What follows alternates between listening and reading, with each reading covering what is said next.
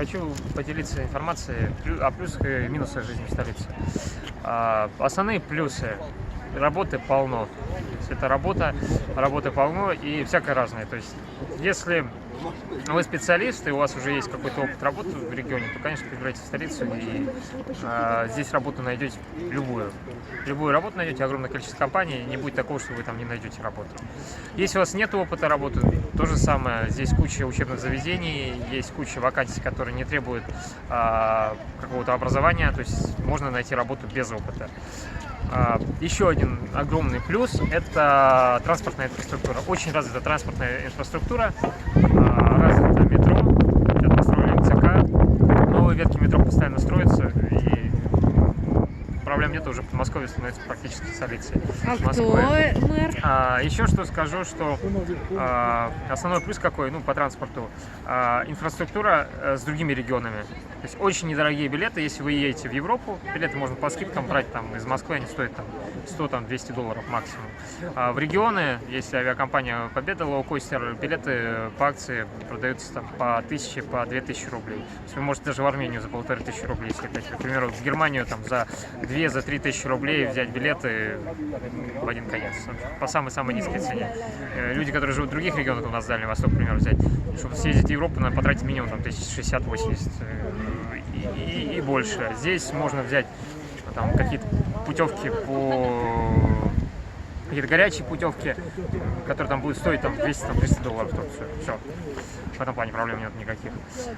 Еще плюс какой? Огромное количество людей, то есть можете выйти абсолютно на любых людей, то есть найти тех специалистов, которые вам необходимы. Можете найти те круги общения, которые вам будут интересны. Если вы музыкант, то вы найдете среди музыкантов. Если вы предприниматель, здесь огромное количество клубов предпринимателей, где вы тоже можете найти какие-то полезные контакты и развиваться совместно, либо найти партнеров для бизнеса. То есть в этом плане проблем нету.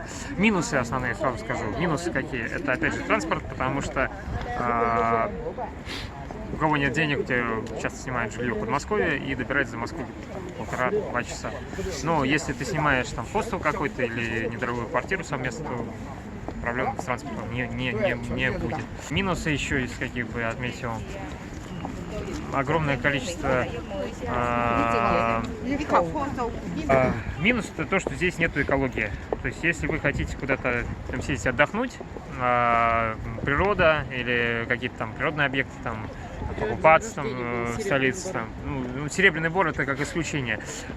Если вы хотите выбраться за город, то как минимум надо ехать будет час-два из столицы, добираться до природы. Есть Серебряный Бор, есть парк, Измайловский парк, есть Коломенская, эти парки, которые находятся недалеко от станции метро. Но если вы действительно хотите покупаться, например, отдохнуть, шашлыки пожарить, то вам придется 2 часа где-то ехать из столицы, а в идеале другой регион. Тверская область, Владимир, железнодорожные направления, которые идут в другие регионы. В этом плане без проблем. Но это опять же затраты времени. Экологии здесь нету. Есть парки, которые находятся рядом. Там более-менее. Если брать, допустим, район Крылатская, национальные парки, которые там находятся недалеко от центра, там более-менее. Но так в целом экологии здесь нету. Минусы еще какие? Очень дорогое образование.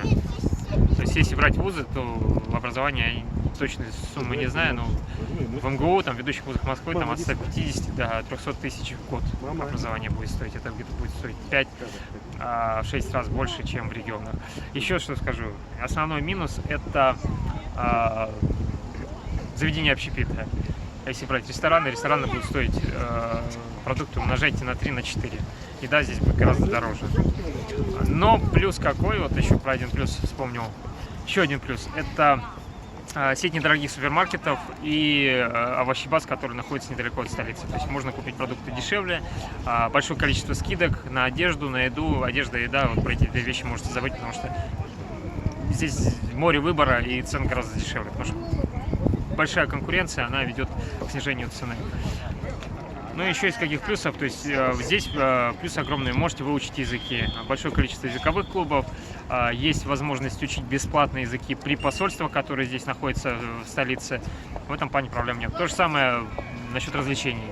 Скажу, насчет развлечений, здесь огромное количество спортивных секций, огромное количество кружков, которые здесь находятся, клубов по интересам. Какие-то вещи вы можете получить бесплатно. Плюсы-минусы все рассказал. В дальнейшем еще, если что-то вспомню, постараюсь там поделиться опытом.